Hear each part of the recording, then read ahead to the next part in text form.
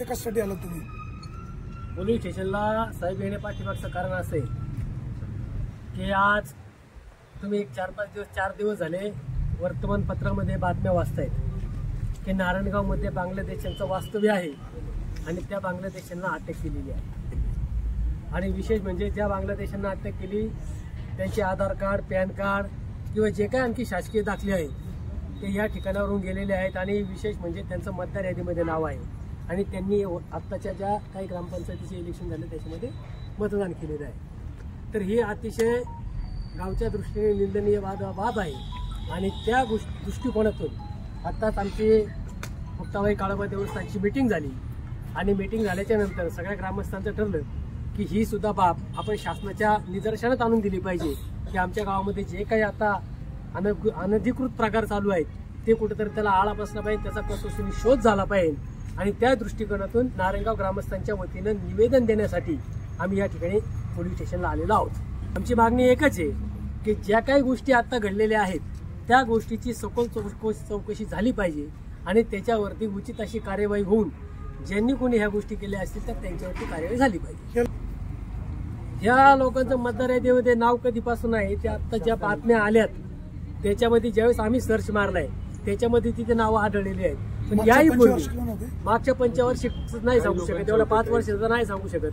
परंतु या ठिकाणी ज्या काही गोष्टी आता आढळल्या त्याच्यानंतर सर्च झाले, मतदार याद्यांच्या झलक ज्यावेळेस आता याच्यावरती पडल्यात, कशावरती, व्हॉट्सअपवरती, त्याच्यामध्ये सगळी यांची नावं आढळलेली आहेत. आणि पूर्व सूचना म्हणून माझ्या माहितीनुसार जुलैच्या एंडला आणि ऑगस्टच्या स्टार्टमध्ये या सगळ्या गोष्टींची लेखी तक्रार आणि त्यानंतर सुद्धा आता इलेक्शनच्या अगोदर आम्ही लेखी तक्रार नारायणगावच्या ग्रामपंचायतीमध्ये बोगस नावं आहेत याची लेखी तक्रार आम्ही निवडणूक आयोगापर्यंत म्हणजे खालच्या स्तरापासून ग्रामपंचायतीपासून तलाठी कार्यालय असेल, तहसीलदार असेल, प्रांत असेल, कलेक्टर असेल आणि निवडणूक आयोग असेल इथपर्यंत आम्ही त्या गोष्टी निदर्शनात आणून दिलेल्या आहेत. त्याचा पत्रव्यवहार केलेला आहे, ईमेल केलेला आहे, परंतु त्याच्यावर कोणत्याही प्रकारची कार्यवाही तेव्हापासून झालेली नाही. केदारे साहेब, तुम्ही बोगस मतदारांचा प्रश्न पाठीमागे उपस्थित केला होता आणि नेमके आता पण हे जे लोक बोगस सापडले, आता काय तुमची भूमिका आहे, याच्या मागे कोण आहे करता करूया? जानेवारी महिन्यामध्ये आम्ही ही नावं मला सरपंच इलेक्शनसाठी उभं राहण्यासाठी मिसेससाठी मतदार यादी ज्यावेळेस मी नारायणगावच्या वाचायला घेतल्या त्याच्यामध्ये बरीचशी नावं अशी आढळली की जी नारायणगावची नाही आहेत. आणि बरीचशी लोक काही व्यवसाय पेंटर वगैरे आहेत त्यांची नावं आता काही याच्यामध्ये कॅम्पमध्ये लावून घेतलेली आहेत. ते आढळल्यानंतर आम्ही तहसीलदार साहेबांकडे त्याची तक्रार केली. त्या तक्रारीमध्ये ते म्हटले ही नावं इथं ग्रामपंचायतच्या इलेक्शनपर्यंत कमी होतील, त्याची सखोल चौकशी होईल. पण ती चौकशी झाली नाही. आणि योगायोगाने आता ह्या बांगलादेशी लोक सापडलेत. ते सापडल्यानंतर तीच तक्रार आम्ही केलेली आहे. ती वेळेत जर त्याचं गांभीर्य तहसीलदार साहेबांनी जर घेतलं असतं तर आज ही बरीचशी लोक आता जी सापडली ती त्यावेळेसच सापडली असते. तुम्हाला प्रश्न असा विचारला का याच्या पाठीमागचा करता करू तर कोण आहे? करता करू तर माझी सरपंच नारायणगावचे त्यांनी जे कॅम्प घेतले, लोकांना बिन बघता दारी जे दाखले दिलेत, तू कुठला आहे, तू बांगलादेशाहून आलाय का कुठून आलाय, याची शहानिशा करायचं काम ते त्या प्रतिनिधीचं आहे. त्या प्रतिनिधींनी ती शहानिशा न करता त्यांना दाखले दिले आणि त्याच्या आधारे ते आधार कार्ड तयार झालं, मतदान कार्ड तयार झालं आणि त्या आधारे त्यांनी नारायणगावच्या इलेक्शनमध्ये मतदान केलं. असं बरंचसं जे बोगस मतदान आहे ते नारायणगावच्या इलेक्शनमध्ये इथे करण्यात आलं. नारायणगावमध्ये किती वर्षापासून हे लोक राहत आहेत आणि कुठं वास्तव्य होतं त्यांचं? काही लोक बऱ्याच वर्षापासून आहे, काही आता आले असतील तर ते तपासाचा भाग आहे, ते कळेल. आता ते मी कसं सांगू शकतो? तुम्ही माझे सरपंच म्हणाले, तुमच्या भगिनी सुद्धा माझे सरपंच होत्या. ह्याच्या आधीचे जे सरपंच होते त्यांनी जे कॅम्प घेतला बाबू पाटे त्याच्यामध्ये पंचवार्षिक मागच्या पंचवार्षिकला. आता तुम्ही निवेदन कशासाठी देण्यासाठी आलेत? बाबू पाटे यांच्यावर पण कारवाई व्हावी असं म्हणते.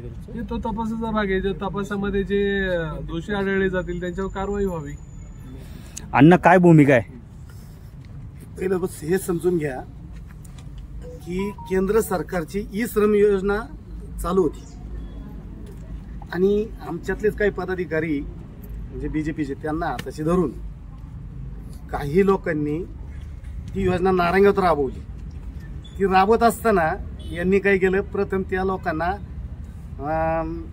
आधार कार्ड काढून दिले. आधार कार्ड काढून देत असताना यांनी ग्रामपंचायतीने रहिवाशाचा दाखला त्याला आणि असतो तो रहिवाशाचा दाखला देखील यांनी दिलाय त्यांना प्रथम पॅन कार्ड काढून दिलं, त्यानंतर आधार कार्ड काढून दिलं आणि नंतर मतदान कार्ड काढून दिलं.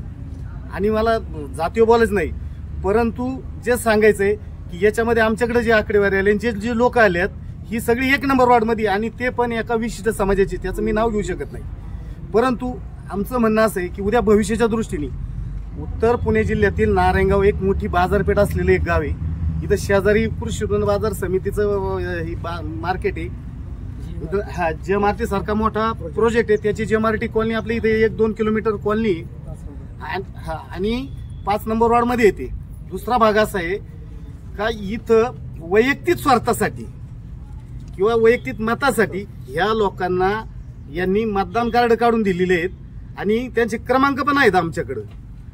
तर याला सर्वस्वी जबाबदार आमचं म्हणणं आहे, कुणी उद्या आमच्या भाजपचा असू, राष्ट्रवादीचा असू, नाही तर कुणाचा असू, जो गुन्हेगार आहे त्याला शिक्षा झाली पाहिजे.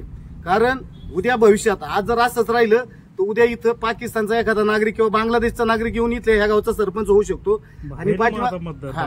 आणि आमचा सोपान खैरे पाठीमागच्या इलेक्शनला बोलला होता की इथं भविष्यात दुसरा एखादा भांगारवाला सुद्धा सरपंच होऊ शकतो. आज ते आहे ना वस्तुस्थितीत म्हणजे प्रत्यक्षात आता अंमलात आल्यासारखं असं वाटायला लागले. कारण हे सगळे परप्रांती आहेत.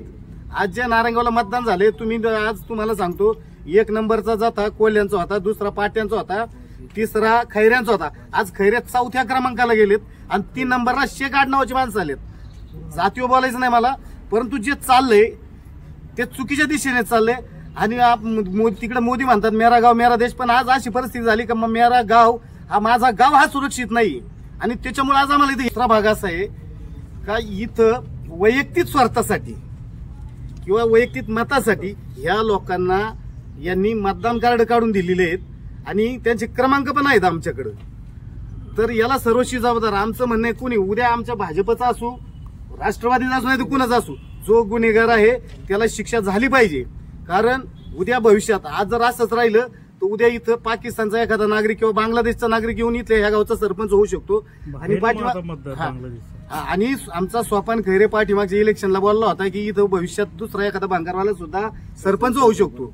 आज ते आहे ना वस्तुस्थितीत म्हणजे प्रत्यक्षात आता अंमलात आल्यासारखं असं वाटायला लागले. कारण हे सगळे परप्रांती आहेत.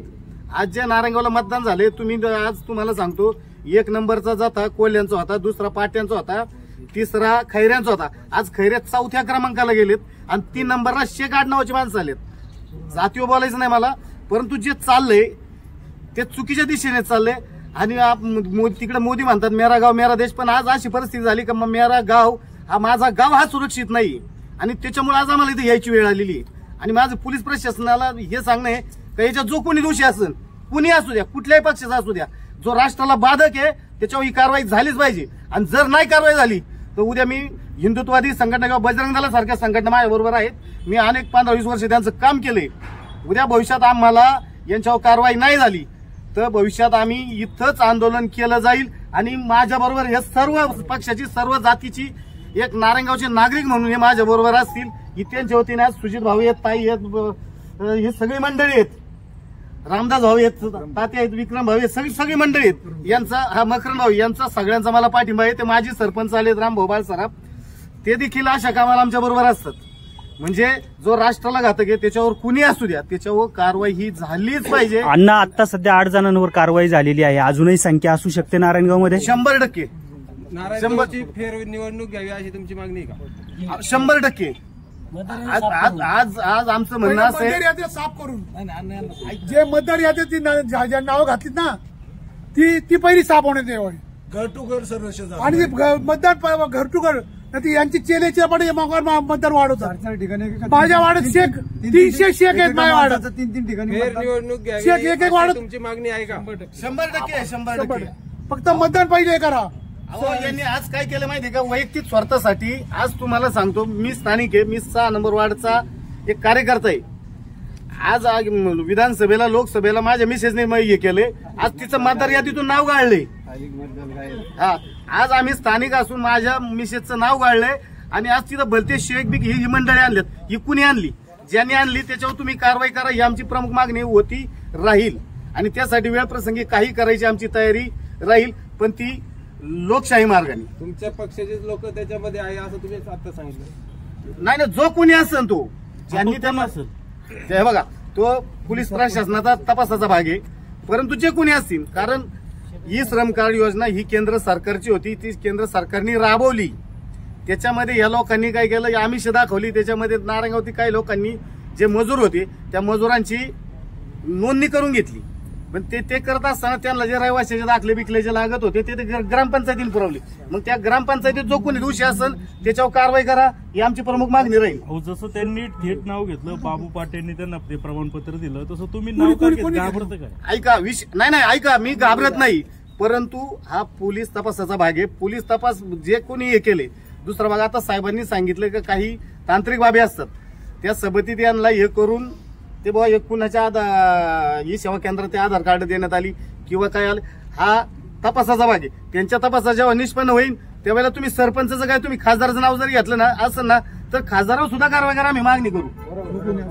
कुणी असू या, जो देशाचा वैरी आहे तो आमचा पण वैरी आहे. त्या दृष्टीने आम्ही फक्त निवडणुकीला ज्यांनी मतदान केले त्यांच्यासाठी जे सगळे परप्रांतीय आहेत त्या सगळ्यांचे तपास व्हावा आणि सरकारच्यावर कारवाई व्हावी. हे बघा, आमचं म्हणणं असं आहे का जे चुकीच्या पद्धतीने ते दिलेत, चुकीच्या पद्धतीने, आज तुम्ही जर एखाद्या कार्यकर्त्याचं नाव तिकडे, आज माझ्याकडेच मी तुम्हाला सांगतो, ते शेजारी भांगारवाला आहे, त्याचं युपी मध्ये पण मतदान आहे आणि त्याचं इथं पण मतदान आहे.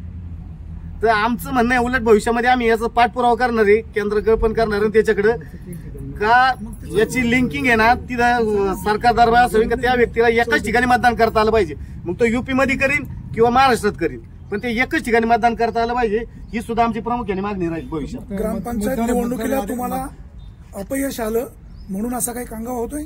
नाही, अपयशाचं काय नाही. लोकशाही आहे, आखाडा आहे. ऐका, आखाडा आहे, 2 पैलवानापैकी 1 पैलवान पडणार आहे. पण कोण कसा डाव टाकतो, कोण चांगला टाकतो, कुठील डाव टाकतो, तो त्याचा विषय. या मतदार याद्या वगैरे करणं हे प्रशासनाचं काम. आता या आता ग्रामपंचायत इलेक्शनच्या माध्यमातून जेव्हा मतदार याद्या चालण्यात आल्या, बऱ्याचशा गोष्टी, बरेचसे मतदार सापडलेले नाही. मग प्रशासन नक्की करतंय काय?